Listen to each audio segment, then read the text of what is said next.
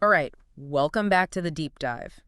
Today we're tackling a topic that I think a lot of people, a lot of women in particular, are really interested in. We're talking about the science behind birth control pills, or the pill, as most of us just casually call it. hmm And, you sent over a ton of research on this. We've got like dense scientific articles. We've got like more user-friendly health websites. But, sometimes having all this info can be a bit overwhelming, right? So our mission today is to kind of cut through the noise and really extract the most important stuff about how the pill actually works and what it's actually doing inside your body. Sound good? Absolutely.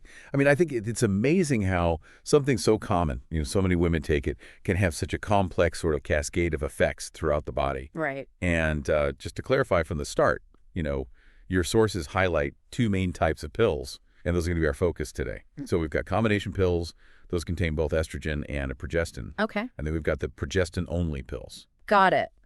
So let's get right into it.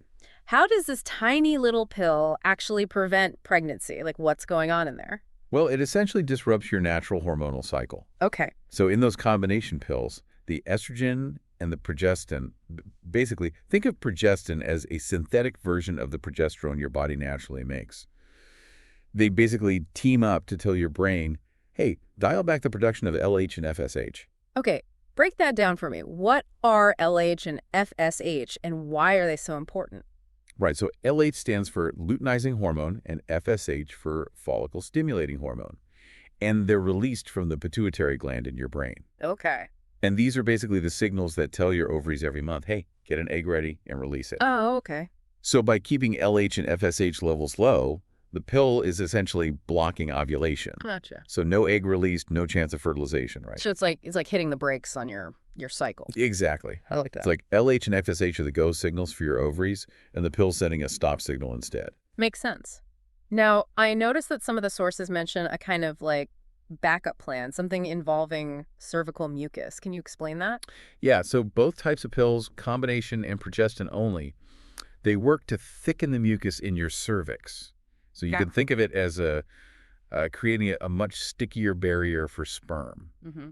And this thicker mucus, it just makes it way harder for sperm to swim through the cervix and reach the uterus, even if, by some chance ovulation did happen. It's like adding extra security. Yeah, like creating a traffic jam. Exactly. Gotcha. So the combination pill is working on those two fronts. Now, the estrogen in the combination pill has another role to play as well, right? It kind of keeps things balanced down there in the uterus. Yeah, that's really key. The estrogen basically helps to stabilize the lining of your uterus. Hmm. Progestin on its own can sometimes lead to, like, unpredictable changes in the endometrium. Okay. That's the inner lining of the uterus. Got it. So the estrogen helps counteract that, and it leads to that regular and predictable withdrawal bleeding you get during the placebo days Uh-huh. in a typical pill pack. Okay, so that's the monthly bleeding that kind of feels like a period, but it's not technically a real period, right? Right. It's just a response to the drop in hormones, Yeah. not a true menstrual cycle. Gotcha. And because of that, the pill's kind of regulating those hormones. Women using combination pills often find their periods get lighter, they get way more regular, and they have less bleeding and cramping, which could be a huge relief for some women. Yeah. And as your sources pointed out, with continuous use, like, if you skip those placebo days, you can even avoid those withdrawal bleeds altogether. Huh. Interesting. So how does the progestin-only pill work differently since it doesn't have the estrogen? Right. So without the estrogen, the bleeding patterns tend to be less predictable. Okay. So many women on the progestin-only pill will have, irregular bleeding, maybe some spotting, or even like no periods at all after a while. And that unpredictable bleeding, it's one of the most common reasons women end up switching or stopping those progestin-only pills. Gotcha. Now, the sources also mention something about breakthrough bleeding Mm. being a common side effect for both, but maybe more so for progestin only. Did I get that right? Yeah, you're right. Breakthrough bleeding, which is basically spotting between your expected periods, it's pretty common, especially like in the first 3 to 6 months of starting any hormonal birth control. Okay. The data shows that like over 30% of users might experience that initially. Wow. But the good news is, for most women, it usually settles down on its own after like 3 months as their body adjusts. Okay. So the takeaway there is, a little spotting at the start is normal. It's likely temporary. Just stick with it for a few months unless it's, really heavy. Okay, good advice. So it sounds like a little patience might be needed there at the beginning. Now, beyond just preventing pregnancy, I noticed that the sources also highlighted some longer-term benefits of being on the pill, particularly for managing certain menstrual issues. Can you talk about that? Yeah, for sure. Because the pill's smoothing out those natural hormonal ups and downs, it can be really helpful in managing a bunch of different menstrual disorders. So your sources specifically talked about heavy bleeding, endometriosis, which is a condition where the tissue, similar to the lining of your uterus, grows outside the uterus. Oh, wow. And then also the symptoms of PMS or premenstrual syndrome. Yeah, That can be really rough for a lot of women. So the pill, by reducing bleeding and pain, it can really improve their quality of life. that makes a lot of sense. So, final question in this section. A lot of women are curious about what happens when they decide to go off the pill and want to start a family. How quickly does their fertility return? The good news is, fertility usually bounces back really quickly. So for most women, ovulation starts up again within a few weeks, and their menstrual cycle generally goes back to normal within about 3 months. And I want to emphasize this. The pill does not cause long-term infertility. Yeah. Once you stop taking those hormones, your body kind of picks up where it left off. That is such a relief, I bet, for so many women. Yeah. Okay, let's switch gears a bit and tackle a super common concern. Weight gain. Does the pill make you gain weight? This is a question that I get all the time, and honestly, the research is pretty clear. On average, the pill does not cause a significant increase in weight. Okay. Now, some women might see a small weight change, maybe like 1 to 2 kilograms in the first few months, Okay. but that's often due to temporary fluid retention, which can be an effect of the estrogen or maybe some subtle appetite changes. So, it's important to remember that those initial fluctuations are usually water weight, and the long-term studies show no big difference in weight. So it's more about like holding on to water, not necessarily gaining actual fat. Often, yes. Okay, good to know. What about that bloated feeling Mm-hmm. that some women report, or that kind of like sense of fullness? Yeah, so certain pills can definitely cause bloating or a feeling of fullness. It's basically due to those hormonal shifts again. But again, these effects are usually temporary. They tend to like subside after a few months as your body gets used to those hormones. Okay, that makes sense. Now, beyond just weight, you also asked about how the pill affects other aspects of your metabolism, like cholesterol levels. Right. The pill can have some minor effects on your blood lipid profile. The estrogen in combination pills tends to increase HDL, which is the quote-unquote good cholesterol, Okay. but it can also raise triglyceride levels.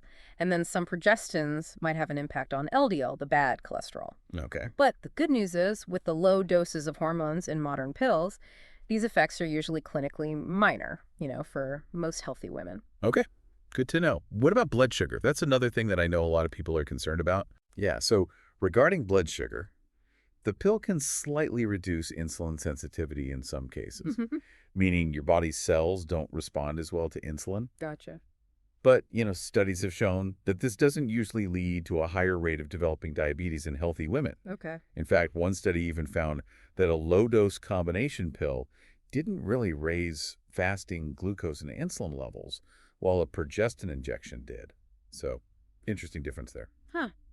Interesting. So are there, like, certain women who should be a bit more mindful about the pill and blood sugar? Yeah, so women who already have prediabetes or existing diabetes might need closer monitoring, Yeah. just because the pill could potentially make it a bit harder to control their blood sugar. Okay. So it's always best to talk to your doctor about, the best options if you fall into that category. Good advice. Okay, so the takeaway for, the average woman listening is the pill is not inherently fattening. And if you're concerned about cholesterol or blood sugar, just make sure you have a healthy lifestyle and you're in communication with your doctor. Exactly. So let's move on to energy levels and how the pill might affect your workouts. Right. So the impact on energy and fitness can vary a lot from person to person. Mm-hmm. Some women do report feeling more tired, or having less energy Yeah. when they first start the pill, just as their body's adjusting. Mm-hmm. It seems like that's a pretty short-term side effect, though. Okay, so it's not all bad news for our workouts. Definitely not. Some women actually find they have more energy because they're losing less blood during their periods, which can prevent anemia, Right. and they're also having less pain. So less pain, less fatigue around your period, that definitely can mean more energy for exercise. Yeah, makes sense. Now, what about like your actual athletic performance? Like, does it affect how well you can train and get stronger? Well, most of the research is actually pretty encouraging. There doesn't seem to be a huge impact on your ability to, like, build muscle or, perform well in your workouts. Yeah, okay. One large study found that, on average, the performance of women on the pill is not significantly worse than those with natural cycles. Any difference they found was really tiny, and it wasn't statistically significant. That's great news. Yeah. What about like specific things like strength training or how much muscle you can build? Right. So studies have shown that women who are training while on the pill, they can still achieve pretty similar gains in strength and muscle mass as those who aren't. Okay. There was one study that looked at a 12-week strength training program, and they found no big difference between the group using the pill and the group that wasn't. So you can still get those gains while on the pill. You can. I like to hear that. Now, there have been some reports of a slight decrease in, like, aerobic capacity, or some women feeling like they can't build muscle as easily. Mm. That might be related to a small decrease in free testosterone levels. Because remember, the estrogen in the pill can increase that SHBG, which then binds to testosterone, making it less available. But on the flip side, some women say that being on the pill actually helps their workouts because they feel more emotionally stable, Okay. which, could mean more consistent training. Yeah, that makes sense. So overall, sounds like it's kind of a mixed bag, but the impact is probably pretty minimal for most women. Exactly. It's Yeah. really individual. Most athletes can use the pill without noticing a big drop in their performance. Okay. It's really about finding what works for you. Yeah. Okay, let's dive a little deeper into body composition. Okay. A big question a lot of women have is, does the pill make you gain fat and lose muscle? Right. So the research we looked at hasn't found any big changes in overall body composition. Okay. So that means your body fat percentage or your muscle mass, they don't seem to be significantly affected by the pill, especially the modern low-dose pills. Okay. So that worry that the pill is going to make you gain a ton of fat and lose all your muscle, it's really unfounded. So again, those initial weight fluctuations, are we talking mostly water retention? Yeah, likely. Some women might experience that initial bloating or a small weight increase, but as we talked about before, that's typically water, not fat. Hmm. And importantly, there's no evidence that the pill causes a long-term increase in body fat. Okay, good to know. Now, there was some earlier research that suggested maybe women on the pill gain less muscle during training? Yeah, some older studies did hint at that. And it might be because of that estrogen, SHBG, testosterone thing we talked about. Right. But later studies that were better controlled, they haven't really found a big difference. Okay. So women on the pill can still get stronger and build muscle, and any differences are pretty small. Okay. It's interesting. In that strength training study we talked about, the group on the pill actually had slightly greater increases in leg strength, but it wasn't a statistically significant difference. Huh.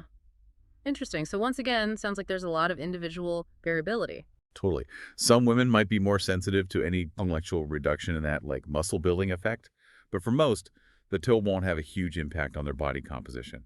What you eat, how you train, and your genes, those are the things that matter most when it comes to muscle and fat. So the main takeaway here is worry less about the pill and focus more on those lifestyle factors. Exactly. Okay, let's move on to a really important area, cardiovascular health. What does the science say about the pill's impact on our hearts and blood vessels? So the combination pill is linked to some effects on the cardiovascular system, and it's mainly because of that estrogen component. Okay. The biggest concern is the increased risk of blood clots in the veins, things like deep vein thrombosis and pulmonary embolism. Okay. And that's for women who use the combination pills. Gotcha. So estrogen increases certain clotting factors in your blood, and that leads to about a 2 to 3 times higher risk of these venous blood clots compared to women who don't use the pill. Now, it's important to remember that while the relative risk is higher, the absolute risk, meaning the actual chance of it happening, is still low for most healthy young women. Okay, so help me understand the magnitude of that risk. Yeah, so data suggests that about 1 in 1,000 women using combined hormonal contraception might develop a blood clot each year. Okay. Now, that is higher than the, like, 0.2 to 0.5 per thousand in non-users, but overall, the risk for a healthy young woman is still pretty small. Okay, that puts it into perspective. Are there any other things that can make this risk even higher? Yes, absolutely. So smoking, being obese, or having a family history of blood clots, these things can all increase the risk even further. Okay. And that's why combination pills are generally not recommended for women over 35 who smoke or who have a history of blood clots. Yeah. In these cases, progestin-only pills are usually safer. Gotcha. So those are things to definitely talk to your doctor about. Definitely. What about blood pressure? Does the pill affect that at all? It can. The combination pill can cause a slight increase in blood pressure in some women. This increase is usually mild, but in rare cases, more severe hypertension can develop. Okay. So that's why it's really important to monitor blood pressure when you start the pill and, throughout your time using it. Okay. Women who already have high blood pressure or who have migraine with aura, that's a specific type of migraine, they're typically advised to avoid combination pills because of the stroke risk. They should go for the estrogen-free methods instead. Okay. And what about like the really long-term effects on your heart? Right. So long-term use of the combination pill has been linked to a slightly increased risk of like stroke or heart attack, Yep. especially in women over 35 who smoke or who have those conditions like migraine with aura that we talked about. Okay. But for young, healthy women without those risk factors, the impact on heart disease is thought to be pretty small. Okay. And the large studies haven't found an increased risk of dying from heart disease in women who use the pill long-term. Some data even suggest that women who have used the pill might actually have similar or even slightly lower rates of heart disease later in life. Huh. And this could be because they get more health screenings or because the pill might have some protective effects on other risk factors. Okay. So more research is definitely needed there. Yeah. So big takeaway. There's a small risk, but it's important to know your individual risk factors, talk to your doctor, and, if you can't take the combination pill, the progestin-only pill seems like a good alternative. Absolutely. Let's move on to the potential risk of chronic diseases, specifically cancer and diabetes. This is an area where there's a lot of, I think, misunderstanding out there. Totally. The pill has been extensively studied in terms of like the long-term risks of these diseases, and the effects really depend on the specific condition. Okay. So let's start with cancer. Okay. I know a lot of women are worried about breast cancer, so what's the deal there? Yeah, so combination pill use has been linked to a slight increase in the risk of breast cancer. It's estimated to be about 20 to 30% higher while a woman's actually taking the pill. Okay. But here's the important thing. Because breast cancer risk is low in younger women, the actual number of extra cases is really small. Okay. We're talking like maybe one additional case per several thousand women. Okay. And importantly, that increased risk seems to be temporary. Studies show that about 10 years after stopping the pill, a woman's risk goes back to normal. Wow. So the pill doesn't seem to have like a permanent effect on breast cancer risk. Okay, that's good to know. What about other types of cancer? I know we talked about cervical cancer. Yes. So there is some evidence that long-term pill use, so we're talking more than 5 years, might be linked to a slightly higher risk of cervical cancer. Okay. Some studies have shown about double the risk after 5 to 10 years of use. But again, good news is that risk goes back down after you stop taking the pill. Now, it's important to note that cervical cancer is mainly caused by HPV, the human papillomavirus. And women who take the pill for longer might also be, more sexually active, which would mean more exposure to HPV. Right. So it's not totally clear how much of that increased risk is directly due to the pill itself. Regardless, regular screenings are key for all women, no matter what their contraceptive choices are. So that's a good reminder. Yeah. Now, what about the flip side? Are there cancers that the pill actually might protect against? Yes, and this is where it gets really interesting. So the pill has been shown to significantly reduce the risk of ovarian and uterine cancer, also known as endometrial cancer. Okay. And this is a big deal because these are serious cancers. Women who have ever used the combination pill have a much lower risk of both of these. Studies have shown like 30% to even 50% lower risk of ovarian cancer compared to women who never used it. Wow. And this protection gets stronger the longer you use the pill, and it lasts for decades after you stop. Wow, that's a huge benefit. Yeah, it's significant. And the pill is even sometimes used as like a preventative measure for women who are at high risk of these cancers. Wow. That's amazing. Any other cancers mentioned in the research? Yeah, so the risk of colorectal cancer also seems to be a bit lower with pill use. Some studies found like a 15 to 20% lower risk in pill users compared to the general population. Okay. So, big picture.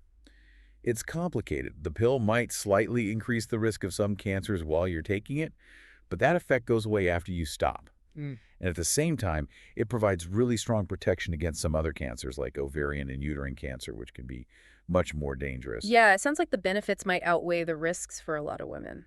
Right. And when you look at overall death rates, studies haven't shown an increase in mortality among pill users. Some even suggest a slight decrease. And that might be because of that protection from those more serious cancers. Fascinating. Okay, let's move on to diabetes. Is there a link there? So the pill isn't considered a direct cause of diabetes. But the hormones in it do have some subtle effects on how your body uses glucose. Okay. High doses of estrogen, they can impair how well your body tolerates glucose. And some progestins can increase insulin resistance. Right. Now, with the older, higher estrogen pills, there's a bit more concern about this. But with the modern low-dose pills, the effect is minimal. Okay. And some studies suggest that pill users might have slightly higher fasting insulin levels, but not enough to actually cause diabetes. Okay. In fact, one study even found that women currently using the pill had lower glucose levels and a lower risk of diabetes. Huh. Interesting. So, there could be other factors at play there, maybe healthier habits among pill users or something else we don't fully understand yet. Yeah. So for a healthy woman, it doesn't sound like there's a huge risk of developing diabetes just because of the pill. That's the general consensus, yeah. Okay. Are there certain groups that should, be more careful or monitor their blood sugar more closely? Yeah, women who already have prediabetes or diabetes might need closer monitoring just because the pill could make it a bit harder to control their blood sugar. So it's always best to talk to your doctor if you're in that situation. Okay, good advice. And I know we already touched on blood clots, but in terms of long-term risk, does that risk stay elevated even after you stop the pill? No, the good news is that the increased risk of blood clots, those venous thromboembolisms, it's mainly while you're actually taking the pill. And the risk is highest in that first year of use. Okay. Once you stop, the risk goes back down to your normal level within a few months. Okay. And the same goes for the slightly increased risk of stroke or heart attack. It's mostly during the time you're taking the pill. There's no evidence of permanent damage after you stop. Okay.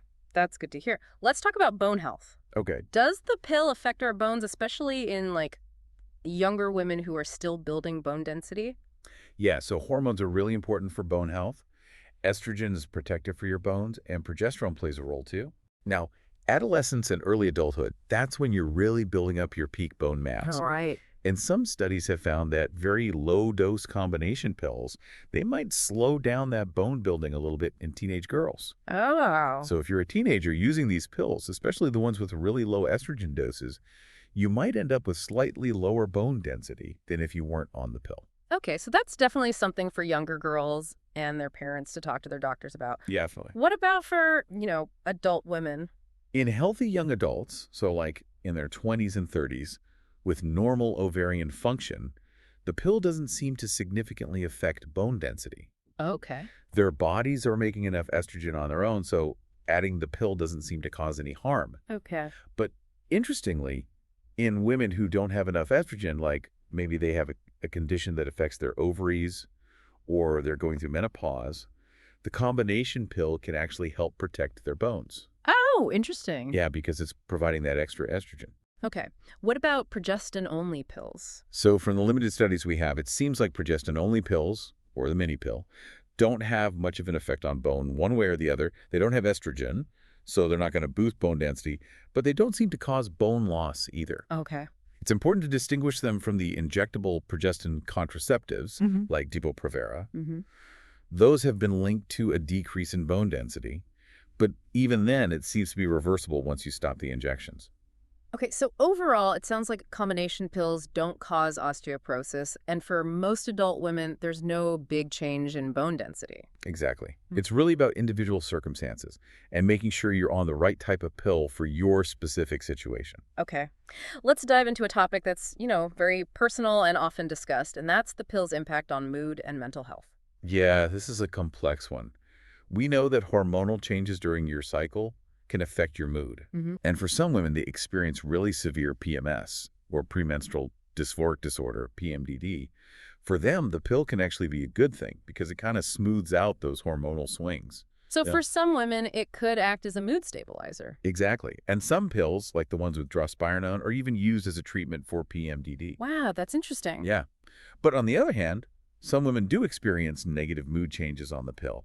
Things like mood swings, irritability, even depression. There was a huge study in Denmark that found a link between hormonal contraceptive use and a higher risk of depression and antidepressant use, especially in teenage girls. Really?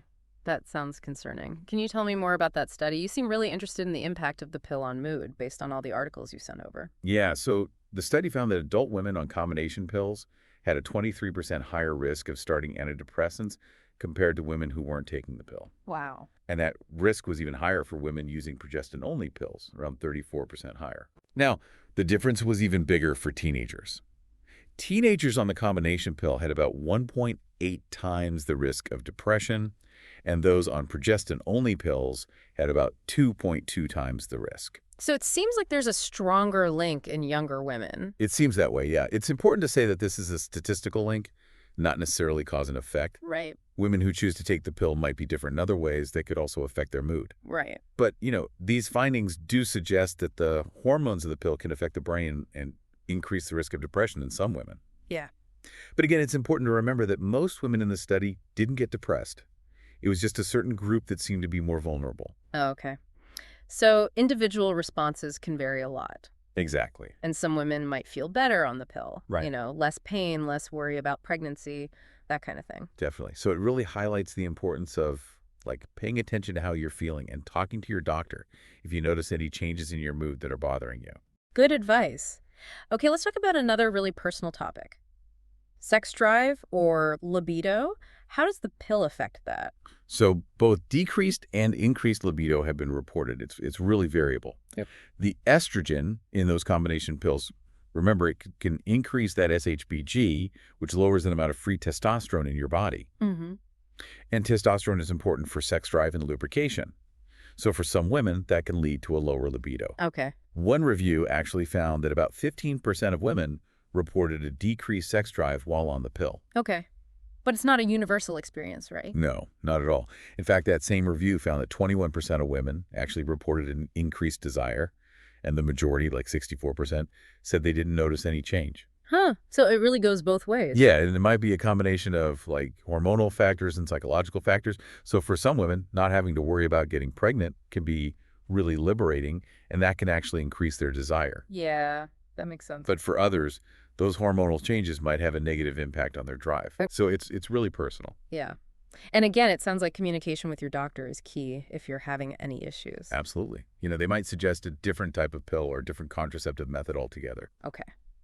Let's move on to sleep. Does the pill tend to help or hinder getting a good night's rest? Well, our sex hormones definitely influence our sleep.